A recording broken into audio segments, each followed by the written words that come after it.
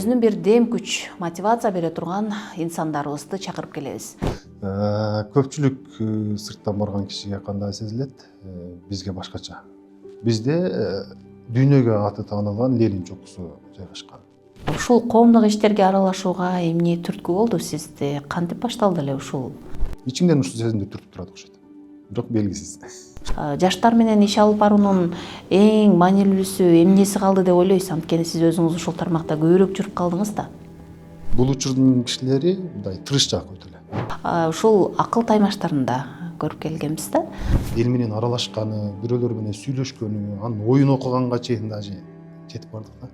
Министрликтен кеткенден кийин ошол өзүмдүн айылыма барып депутаттыкка талапкер койгом жергиликтүү кеңештин. Ошол жерде бир эле сапат керек экен. Мен ушуну байкадым да, алдабаш керек элди. Өзгөрүү болуп атат, өнүгүү кетип атат. Ошондон дагы баягы кыйкын издеп, кемчилик издеп турган жарандарыбыз дагы жок эмес. Ислам мырза ошол эле убакта учурда жетекчилерге, мамлекеттик кызматкерлерге талаптар дагы күч болуп турган учурда. Туура эмес жолго барасың. Коррупция кылган болсоңуз, аябыз күрөш болуп атат коррупция менен.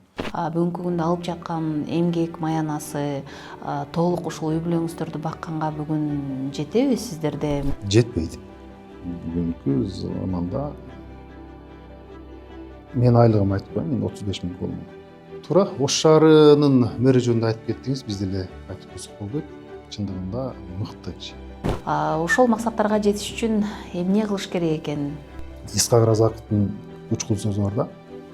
Мен кайсы жерге барбайын, ошол сүрөтүн көтөрүшүм да. Артыма ийгилип алам. Мамлекеттик кызматка мен байыйм деп келген адам болсо адашат. Такыр мүмкүн эмес. Бизге жараткан мындан башка Кыргызстан бербейт. Ошондуктан бүгүнкү заманда биз көзүбүз көрүп, колубуз кармап, денебиз сезип турган жашоо значит биз үчүн бакыт.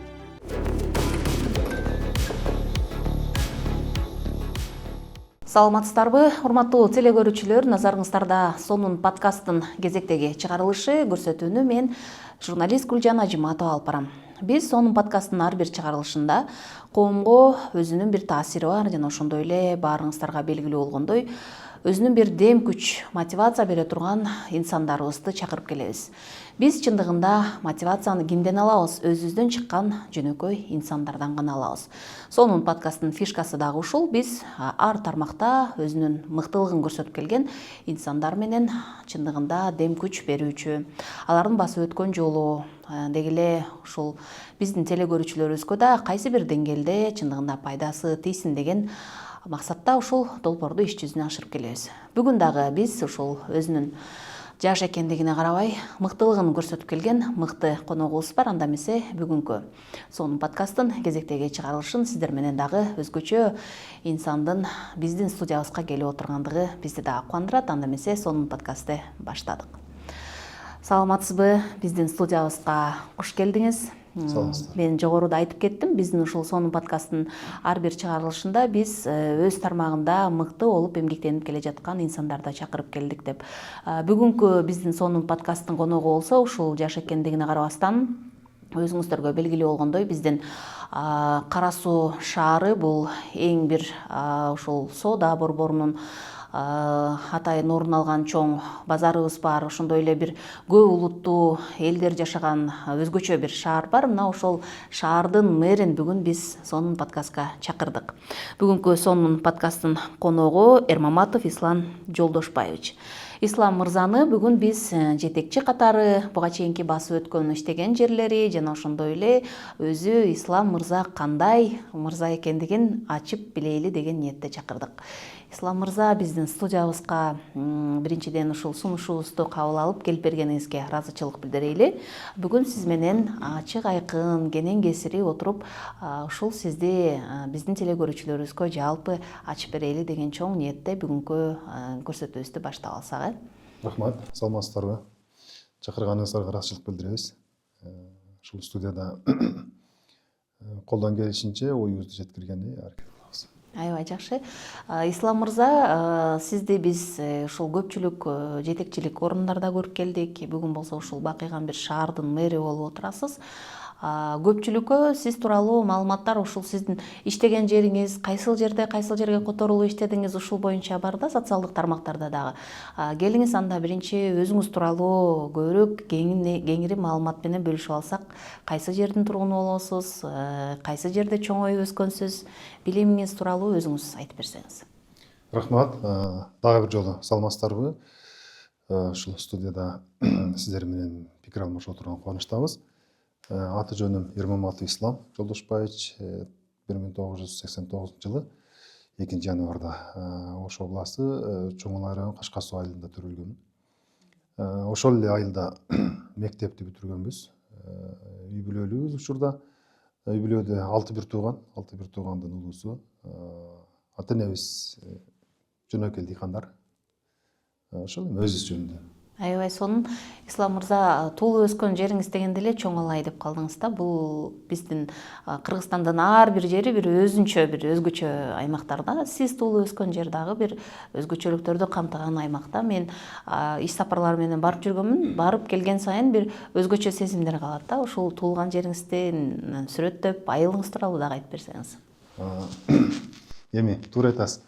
Көпчүлүк сырттан барган кишиге кандай сезилет, бизге башкача. Себеби дегенде ошол жерде төрөлүп чоңойгон, балалык кезин өткөн жери, окуучулук күндөр дегендей. Негизи аймагыбыз өтө эле шарты оор.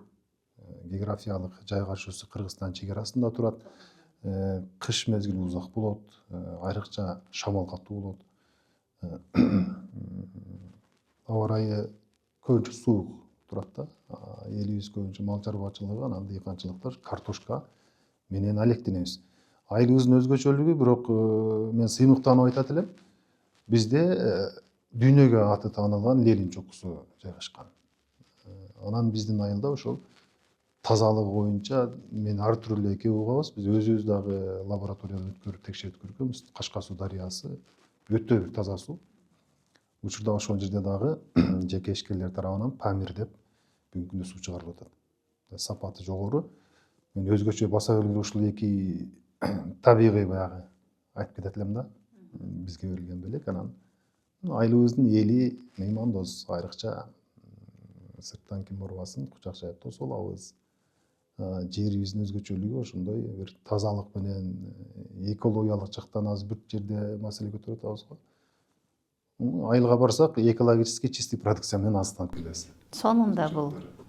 Аябай жакшы. Ислам мырза, сиз ушул өзүңүз жогоруда айткандай табияты катаал аймакта чоңоюп өскөнүңүзгө карабастан, келип эле ушул коомдук иштерге аралашып баштадыңыз да. Ушул коомдук иштерге аралашууга эмне түрткү болду сизде? Кантип башталды эле ушул алгачкы темиргелер? Негизинен мектеп окуучулук кезибизде эле коомдук жумушка активдүү катышат элек. Ошол учурда дагы Сейтек уюму, кийин Семетей уюмунун төрагасы, мектептин өзүнүн системасы бар го. Анан мектеп президенти баштан эле жакшы көрөт экенмин. Анан университетке келип тапшырып калганда дагы ошол чөйрөнү мындай оңой эле таап алдык да. Жаштар комитеттери менен аралашып жүрдүк. Студенттердин коомдук жумуштарына аралашып жүрдүк. Анан эми түрткү болгон негизги себеби билбейм, баягы ичиңден ушул сезимди түртүп турат окшойт. Бирок белгисиз. Ушундай аралашып турган жакшы көрөбүз. Аябай жакшы. Ислам мырза, ушул жетекчиликтин ар бир кадамы өзүнчө бир, биз айтабыз да, бир тепкичи менен акырын келет депчи, бул дагы өзү жакшы нерсе.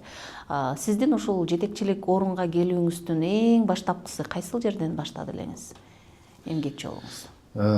2013 жылы университетти бүтүргөнмүн. Ошол кезде сентябрь айынан жумушка жайгаштым. Өтө кызык болгон. Бул жаштар министрлиги, ошол убакта эмгек, миграция жана жаштар министрлиги деп бар эле. Ошону Ош областтык башкармалыгында жаштар саясаты боюнча адистин милдетин аткаруучу болуп дайындалдык да. Ал дегени толук штатта эмес, бирөө убактылуу жумушта жок болгон. Ошол милдетин аткаруучу болуп жумушка жайгаштык. Негизги эмгек жолу ошодон башталды. Анан кийин ошол министрликте бир 3 жыл 4 жыл иштеп калдык. Башка адиске чейин жеттик. Мен билгенден ушул жаштар менен иш алып баруу, жаштар саясатында ушул аймак айдыңда көбүрөөк жүрүп калдыңыз да. Жаштар менен иш алып баруу биз анча маани бербеген менен бирок өтө мындай олуттуу иш да болчу. Баарыбыз эле мындай жакшы аңдап көрсөк, жаштар менен иш алып баруунун эң маанилүүсү эмнеси калды деп ойлойсуз? Анткени сиз өзүңүз ушул тармакта көбүрөөк жүрүп калдыңыз да. Учурда мамлекеттик жүргүзүлүп аткан саясатты эгерде биз туура багытка иштеткен болсок, бүгүнкү күндө жаштарыбызга өтө эле шарттар жакшы түзүлүп атат. Ошол эле социалдык объектилерден баштап, бала бакча, мектеп, университеттен баштап ушундай бир буга чейин биз көрбөгөн шарттарда материалдык база жетиштүү, эң негизги көйгөй адамдын өзүндө калды окшойт. Себеби дегенде бүгүнкү күндөгү жаштарыбыз, мен ушундай бир 3 муунга бөлүп карайм бүгүнкү күндө адамдарды эле. Чөйрөбүздө 3 муун адамдар жашап туруп атабыз. Бул деген СССРдин кадрлары деп коебуз кишилер, улуу муундарыбыз. Ал кишилердин жоопкерчилиги өзгөчө. Жүрүм турум өзгөчө. Бүгүнкү күнгө чейин сакталган да. Мындай өзүнө болгон жоопкерчилиги, ишеними башкача. Андан кийин алгачкы Кыргызстан тарыхында эгемен Кыргызстандын жарандары деп коебуз. Бул биз сыяктуу, экөөбүз сыяктуу. Тигил жака бир аз илешип калганбыз. Анан жаңы тарыхты баштан өткөргөнбүз, баягы кыйынчылык, кризис мезгилдерди өткөргөнбүз. Бул учурдун кишилери мындай тырышчаак өтө эле. Мындай капитализмге ыктап кеттик балким. Анан акыркысы 3-үчү муун бул бүгүнкү күндө биздин тарбиялап аткан, чоңойтуп аткан балдарыбыз. Бирок өкүнүчтүү жери технологияга өтө берилген, мындайча айтканда сезиминде көп мен жаштардан байкап жүрөбүз. Азыр да иштешебиз да жаштар мененчи. Сезиминде баягы мекенчилдик, мекенди сүйүү деген же болбосо өзүнүн эле чөйрөсүн сүйүү деген нерсе жок. Ошол эле технология, интернеттин ааламына кирип кеткен бир эң чоң оорубуз болуп атат бүгүнкү күндө. Аны мамлекет колдон келген жактан жардам берип атат. Ал деген ошол бүгүнкү күндөгү эмне кааласаң ошонун жетиштүүлүгү. Мен ойлойт элем, ата-эненин миссиясы чоң бул жерде. Тарбияны катуураак беришибиз керек. Албетте, жакшы нерседен, жакшылыктан үмүт кылып эле турайлы дейбиз. Анткени биз дагы өзүбүз чындап эле сиз айткандай жана экинчи муундун өкүлү катары, ата-эне катары дагы. Ислам мырза, жанагы жаштардын арасында спортко ыктаган, күч менен таймашкан, ар кандай кызыгууларына жараша ошол ар тармакта жүргөн жаштардын тобу бар да. Сизди биз ушул акыл таймаштарында көрүп келгенбиз да. Бул дагы жакшы нерсе, анткени көп нерсени үмүттөндүрөт. Мисалы ошол көптөгөн теледебаттарга катышып, өзүңүз акыл таймаштарында бир команданы жетектеп дагы алып барып келдиңиз да. Акыл таймашка келип калганыңыз кандай болду эле? Бул өзгөчө жашоомдогу өзгөрүү болгон. Чын айтканда, китептен көп деле алыстабай, анан ашыкча жакын кирип кетпей эле жүргөнбүз. 4-үнчү курста ушундай бир иш-чарага катышып калдым. Университетте өткөрүлдү. Ошол жерде факультеттердин ортосундагы студенттердин таймашы болду. Мен командага кошо кирип барган болчумун да. Тилек каршы жеңилип калганбыз. Жеңилгенбиз. Ошол мага мотивация берди окшойт. Себеби дегенде көпчүлүк суроолор таппай калганбыз. Ойлонуп көрсөм, өзүбүз буга чейин окуп жүргөн, көрүп жүргөн нерселерди биз жооп бере албай калдык да. Анан ошодон ой пайда болду, биз эмне үчүн изденбейбиз, биз эмне үчүн окубайбыз депчи. Ар илимден ар суроо деп, ошол убакта мен айым Бөтөнөев Жолдошбектин китебин колума алып калдым. Окуп көрдүк, аябай кызыктуу. Мындайча айтканда, ошол учурдагы талап эле ар бир багыт боюнча суроолор берилген, анан жооптор айтылган да. Аябай оңой көрүндү, окуганга, үйрөнгөнгө. Идея келип баштады ошол жерден, мен деле китеп жазбаймынбы деп. Анан ошол жерде агай менен кеңешип туруп жаз деди, жолдорун көрсөттү, үйрөтүп берди. Анан Билим Орда деп китеп жазып чыктым. Анан ал убакта интернетке аябай доступ кеңири эмес болчу, бирок колдон келишинче чогултканбыз. 4-үнчү курстун деңгээлинде Билим Орда деп китеп жазып калдык. Анан ушул китептин аркасы менен мындай көп чөйрөлөргө аралашып кеттик да. Билермин, Ордо, ЛТРдин клубунда ойноп жүрдүк. Чоң конкурстарда калыстар катары отуруп жүрдүк. Команда кураштырып чыктык.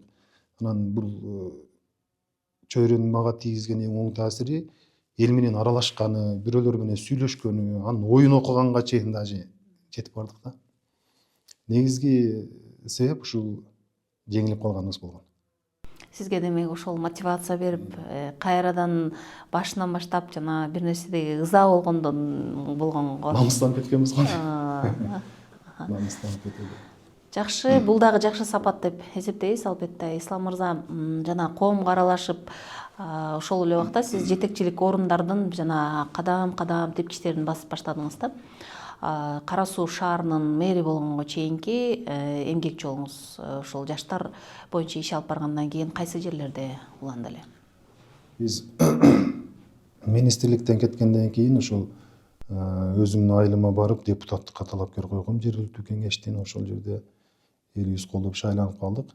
Андан кийин жергиликтүү кеңештин төрагасы болуп 5 жыл эмгектендим. Ошол эле учурда Ошто спорт башкармалыгында областта, андан кийин Ош шаар мэриясынын аймактык башкармалык Туран аймактык башкармалыгында башчынын орун басары болуп иштеп жүрүп, анан ошол башчынын орун басарлыгынан Чоң Ала районунун Чоң Ала айыл өкмөтүнө айыл өкмөт башчы болуп барганмын 2022 жылы. Айыл өкмөттө 2,5 жылдай эмгектенип калдык. Колдон келишинче иштеп бердик деп ойлойм. Себеби ошол тушта биз жылдын мыкты айыл өкмөтү областта аталдык, республикада жылдын мыкты айыл өкмөтү аталдык. Ошол жылдары дотацияда турган айыл өкмөтүбүз дотациядан чыгарылды. Жеке мен болбосом дагы ошол учурга туш келип иштеп эмгектендик. Анан кийин Кара Суу районунун Башбулак айыл өкмөтүнө келип 1,5 жыл ал жерде иштедим. Азыр эми ошол жерден Кара Суу шаарына мэр болгонбуз. Жакшы, Ислам мырза, сиздин ушул эмгек жолуңузда жалаң эл менен иштешүү баардыгы ушул жерде камтылыптыр да. Эл менен иштешүүдө эмнелерге көңүл буруш керек деп ойлойсуз? Анткени сиз улам кичинесинен баштап баардык барган жериңизде жогорулай баштаганыңызда дагы баардык жерде бир сабак ала турган учурлар сөзсүз түрдө болот да. Бир эле сапат керек экен. Мен ушуну байкадым да, алдабаш керек элди. Эгерде колуңан келип турса, жасаймын деш керек. Колуңан келбей атса ачык айтыш керек да. Элди үмүттөндүрбөй, Үмүттөндүрүп, бирөөнү алдап, бирөөгө үмүт берип, ал же жетекчиге дагы негизи эле мамлекет кызматкерге тийиштүү сапат эмес экен. Себеби дегенде жетекчинин абийири ошентип кетет. Бирөөнү алдап коесуң, же өзүң кыйшык басып коесуң, ошонун айынан абийириң кетет. Анан элдин арасында биз эми негизи эле чөйрө ушундай, кээ бирлер түшүнүп алат, эл десе биздин баарыбыз жалпы айтып атат депчи. Жок, арасында ар түрлөрү бар. Кээ бири менен жакшы сүйлөшөсүң, жакшы айтсаң түшүнөт. Кээ бириге такыр түшүндүрө албайсың. Башкачараак метод керек. Метод дегеним балким кыйкырышканга чейин барасың да. Анан эми кээ биринин чындыгында элибиздин арасында ушундай бир жарандарыбыз пайда болду бүгүнкү күндөчү. Жакшыны көргүсү келбейт. Өзгөрүү болуп атат, өнүгүү кетип атат. Ошондон дагы баягы кыйкын издеп, кемчилик издеп турган жарандарыбыз дагы жок эмес. Айрыкча соц тармактар өнүккөн сайын ушунун күбөсү болуп атабыз. Бирок бүгүнкү күндө айта алам, мен кенен айта алам, мамлекетибизде жылыш 2000-жылга, балким 90-жылга салыштырганда ат менен төдө айырмасы бар да. Анан бүгүнкү күндөгү учурдан пайдаланып айта кетишим керек. Бүгүнкү күндө иштеп жаткан мамлекет кызматкерлердин кадыр баркын жогорулатуу мезгилдин талабы деп ойлойм. Себеби дегенде учурда башчыга баш ийгенди, анан башчыны сыйлаганды биз үйрөнүшүбүз керек. Мен эгер бүгүнкү күндө мэр болбосом, жөнөкөй жаран болсом деле ушуну айтат элем да. Анткени шариятыбыз дагы бизге ошону айтат, кыргыздын салты дагы ошону айтат да. Башчыга баш ийүү ошол замандын чөйрөнү өнүгүшүнө алып келет. Анан биздин кыргыз элинде өзгөчө характерибиз бар. Биз көп нерсени биринчи кабыл ала бербейбиз. Бирок ошол эле учурда адилеттүүлүк менен калыстыкты сүйгөн элбиз. Ошондуктан мен жана башында айтканда алдабаш керек дегеним ошодон негизинен. Жакшы. Ислам мырза, ошол эле убакта учурда жетекчилерге, мамлекеттик кызматкерлерге талаптар дагы күч болуп турган учурда бул талаптарды кандай кабыл алып атасыздар? Эртеби кеч болуш керек эле бул нерсе. Бүгүнкү күндө ушул биздин ушул тушубуздагы болуп аткан талаптар бул эң туура. Анткени биз жашап аткан СССР кулагандан кийин өз алдынча мамлекет болгонбуз, демократияны тандаганбыз. Ошол эле учурда демократияны тандап жөн калбастан базар экономикасын тандап алып, приватташтыруу деген доор башталып кеткен. Ошол учурда биздин мамлекеттик кызматкерлердин арасында дагы өтө адашуулар көп болгон да. Бүгүнкү коюлуп аткан талаптар ошол катачылыктын баарын оңдоп кетүүгө шарт түзүп атат. Талап ушундай: чындап сен эгер элге иштеп берем деген жүрөгүң таза киши болсо иштей бер, маселе жок. Анан жок, туура эмес жолго барасың, коррупция кылган болсоң, азыр аябыз күрөш болуп атат коррупция менен. Учурда биздин өзүбүздүн чөйрөдө айтайын, Кара Суу районунда бул талапты биз аябай туура кабыл алып иштеп атабыз. Анткени биздин элибизге ошол шартты түзүп берген жогорку жетекчилерибиздин ишеничин акташыбыз керек. Элдин ишеничин акташыбыз керек. Анан эгер ал колубуздан келбесе, анда жөн эле өзүбүздүн тиричилигибизди кылышыбыз керек да. Мындайча айтканда, бул учурдагы талап чыныгы мамлекеттик кызматкерди калыптандырат. Ислам мырза, ушул суроону мен көп жетекчилерге берүүнү туура көрүп отурам да. Ушул мамлекеттик кызматкерлердин бүгүнкү күндө алып жаткан эмгек маянасы толук ушул үй бүлөңүздөрдү бакканга бүгүн жетеби? Сиздерде мындай бир көйгөйлөр жаралбай атабы?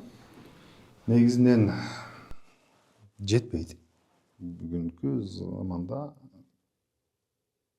мен айлыгымды айтып коеюн, мен 35 000 колум алам. Үйлөм бар, 2 балам бар. Кошумча жумушубуз бар биздин. Бүт мен азыр учурда ойлойм, мамлекеттик кызматта иштегендердин кошумча жумушу болот, кирешеси бар, балким чарбасы бар, дыйканчылыгы бар, же бир кичинекей жерде коммерциясы бар да. Мен деле ачык айтам, бизде полиграфиялык услугабыз илгертен иштеп жүрөбүз. Ошол анча-мынча кошумча болот. Анан чоң атам атымды коюп атканда ниетти жакшы кылган экен. Исламбек деп ошол динге, анан элге кызмат кылган бала болсун деген ниет менен койгон. Кийин ата-энемдин тарбиясы да ошол ылайыктуу болду. Сен деген ушул жөн эле өзүңдүн тиричилигиңди тартпастан бирөөнүн керегине жараган бала болушуң керек деп чоңой түштү. Биздин дем күч берген дагы негизги күчтөрүбүз ошолор да. Анан учурда бизге көрсөтүлгөн ишеним ушул жоопкерчиликти пайда кылат. Бүгүнкү күндө мэр кылып алып келдиби сени, же айыл өкмөт кылып алып келди, аким кылып алып келдиби, ошол ишенимди акташ үчүн дагы иштеп беришибиз керек. Бизге бүгүнкү күндө байыш деген максат жок. Мен ачык эле айта алам, өзүм 2 бөлмөлүү үйдө турам, башка ашча дүйнөбүз жок, бирок сыймыктанам учурдагы жүрүш турушум менен. Анткени кимдир бирөөнүн керегине жарай алып атабыз. Жакшы. Ислам мырза, ушул сиздин жетекчилик орунга келгениңизде эң биринчи эле ушул ата-энеңиз, жакындарыңыз сүйүнүп келет да. Ошол эле убакта мындай өкүнгөн учурларыңыз болбоду беле?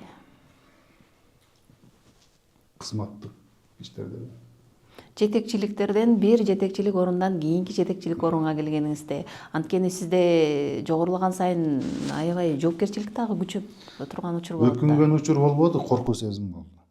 Айрыкча шаарга мэр болуп дайындалып атканда бир чет аябай корктум. Азыр деле бар ошол сезимчи. Ушунча жыл топтогон айырым кетип калбаса экен. Ушунча жыл эмгектенген эмгегим бир нерсе менен күйүп кетпесе экен деп коркосуң. Учурда дагы ошол. Негизинен. Бул негизи жакшы сапат деп мен божомолдоп коюп атам, анткени өзүңүз айткандай ошол элдин алдында уят болбоюн, абийиримди сактап калайын деген нерсе ар бир жетекчинин ошол жоон терisi менен сезип келгенде ошол сезимдердин өзү болгону жакшы нерсе деп ойлойбуз да. Ислам мырза, келиңиз анда ушул өзүңүз айткандай бир чоң өзгөчө бир шаарга келдиңиз да.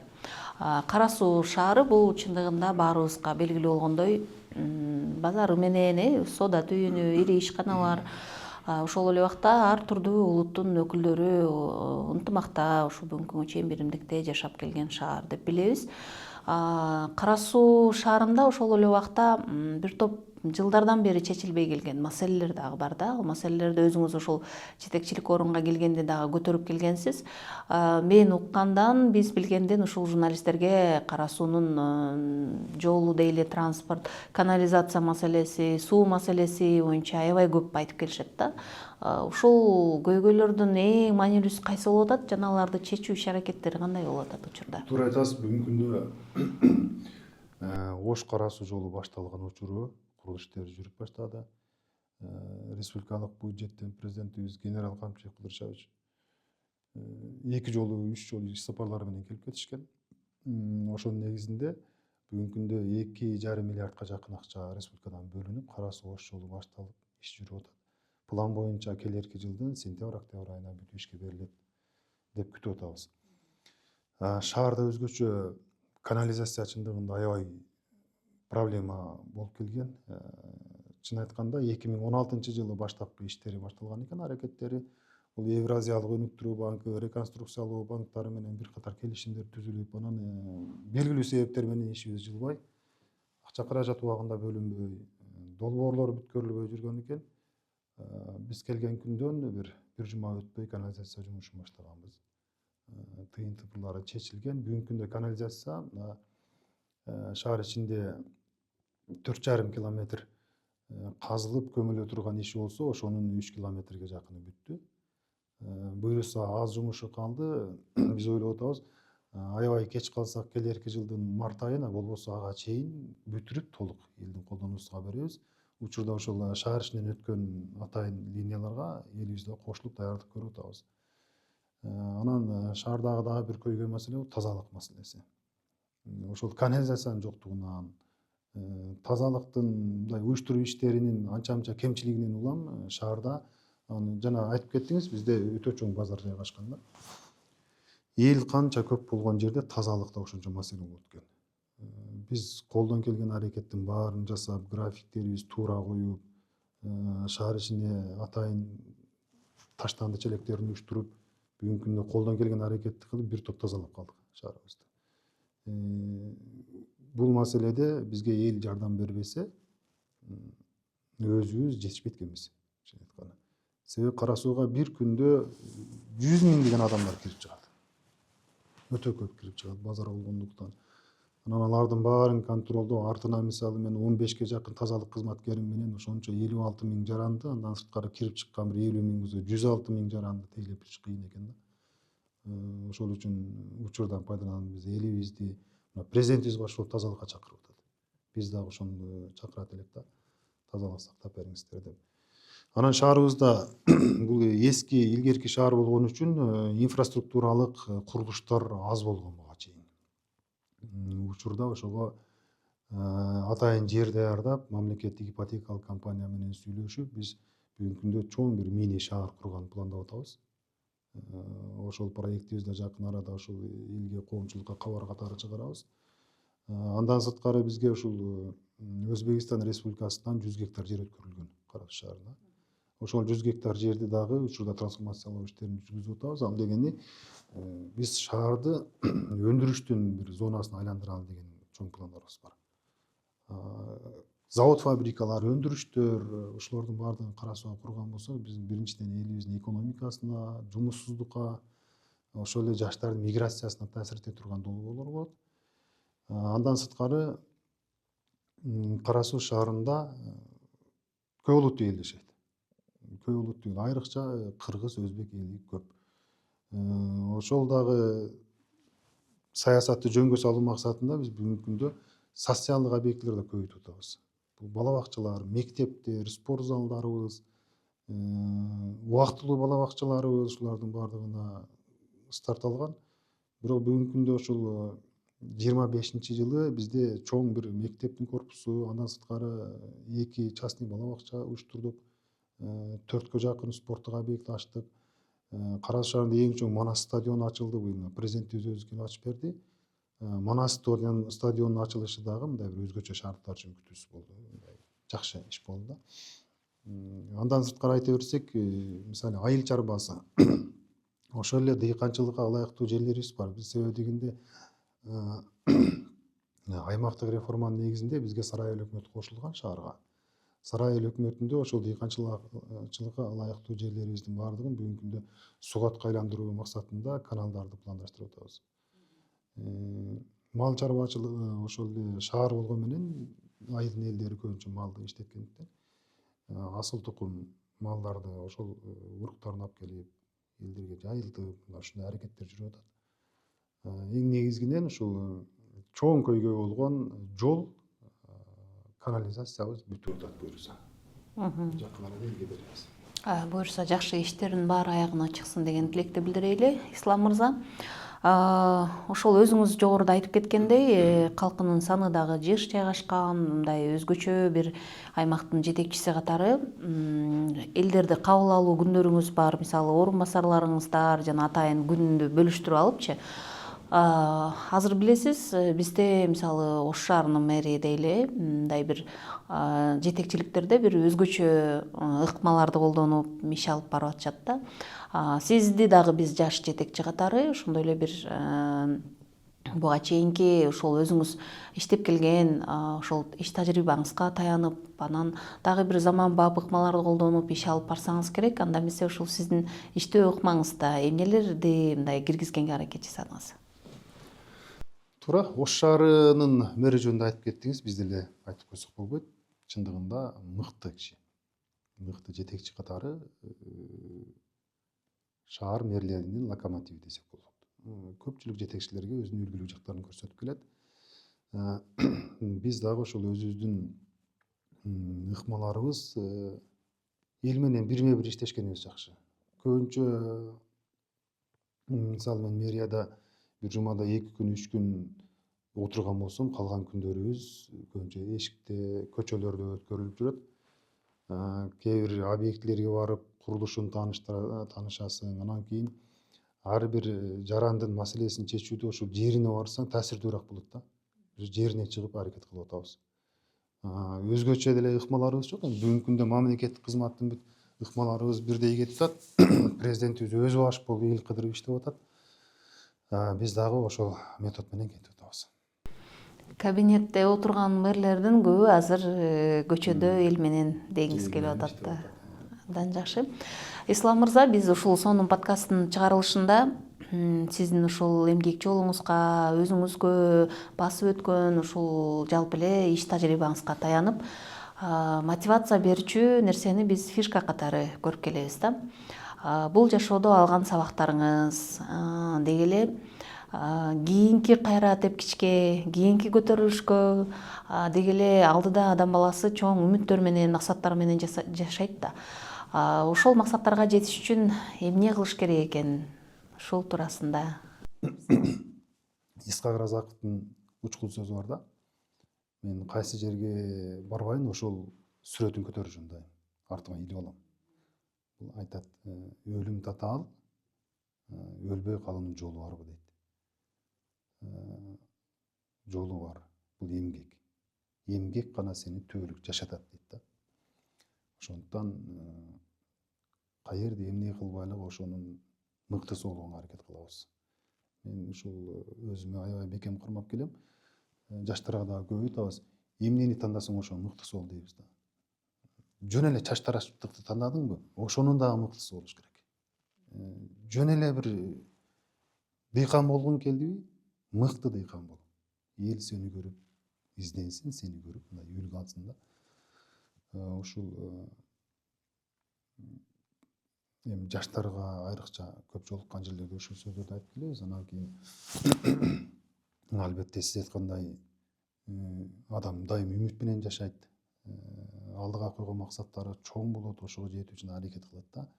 Эми мен айтат элем, мына ушунча кызмат алмаштырдык.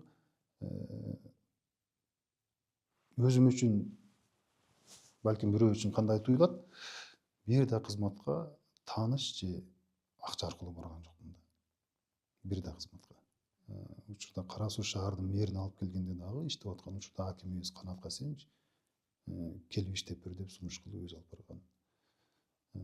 ошону уят кылбаш үчүн мен азыр колдон келген аракетимди кылып атам. Буга чейинки кызматтарда дагы ошол бир да жерде мындай бир мени айтып койчу же кызматка көтөрүп койчу деген суроо болгон жок. Анан тыйын тыпыр деген, акча бериптир деген такырарлар мен жашоом ушундай кетип атат да. Бир жагы сүйүнөм. Учурда мамлекетибиз бизге ушундай шартты түзүп берип атканына. Иштеп аткан жаштарды колдоп атат, көтөрүп атат. Иштебеген жалкоолор билбейм, тез эле ордун таап алат го дейбиз. Негизинен сиз айтып өткөн ошол келечекке болгон үмүтүбүз чоң. Буюрса мамлекетибизге дагы да кызмат кылабыз деген ойдобуз. Үмүтүбүз чоң. Абдан жакшы.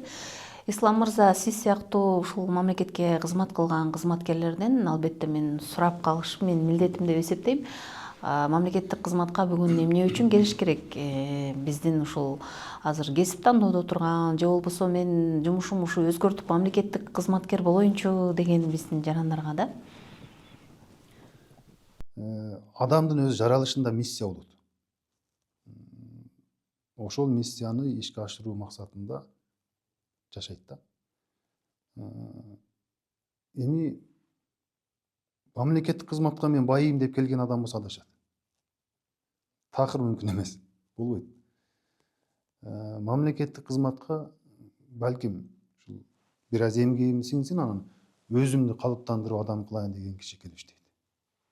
Ал деген өзү үчүн, абийир үчүн, эртеңки бала чакасы, укум тукумдарынын абийири үчүн иштеп бериш керек. Абдан жакшы.